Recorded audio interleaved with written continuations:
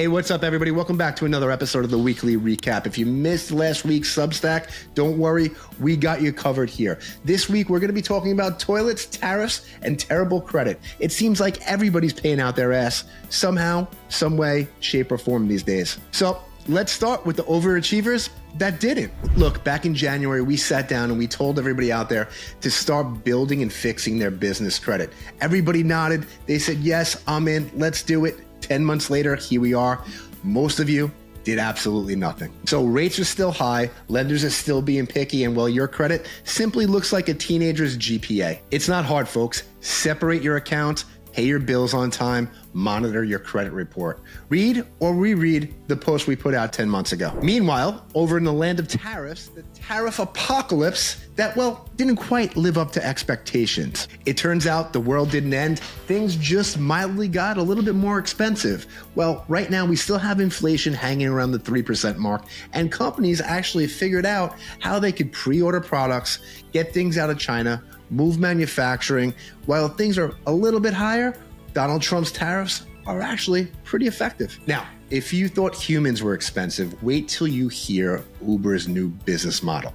It turns out that they're going to put 100,000 new driverless cars on the road by the end of 2027. And they're not doing it alone. They partnered up with NVIDIA, Lucid Motors, and the Kingdom of Saudi Arabia to get this done. Now, it's great if you don't want to blame Steve next time he shows up late and you want to blame the software, but it's really not good for Steve, his family, especially if he has a mortgage to pay. While the top half of the country is cashing in on stocks, real estate, and first-class seats, the bottom half seems to still be struggling with managing debt, credit card payments, rent, and not to mention inflation. While rich people right now are buying $800 iPhones, the rest of us are out there squeezing every last drop of shampoo. Economists call it a split economy.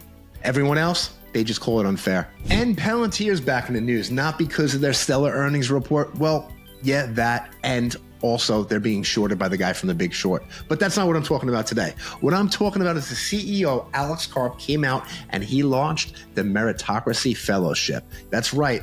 They are skipping right over college graduates and hiring straight from high school, training kids to code and think. Well, actually, one intern in their program didn't know how to take notes, but that's a topic for another story. It's either a brilliant idea or it's going to be the most expensive substitute teaching program in history. Meanwhile, while everybody's chasing the stock market these days, family offices and the ultra wealthy, well, they're multiplying like Starbucks. They're hoarding cash and they're doing alternative investing deals that the rest of us usually can't get into. We actually sat down with Richard C. Wilson from the Family Office Club to find out exactly how regulars like me and you can get access and, more importantly, see what the ultra wealthy are investing in today. Check it out. And I know Luigi's not here this week, but I'm going to do it for him. Some quick hits from around the web. All right, that's good enough.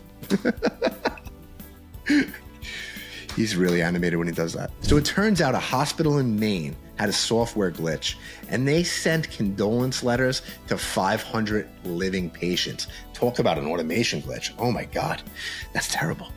Nobody died, but the tech team's credibility sure did.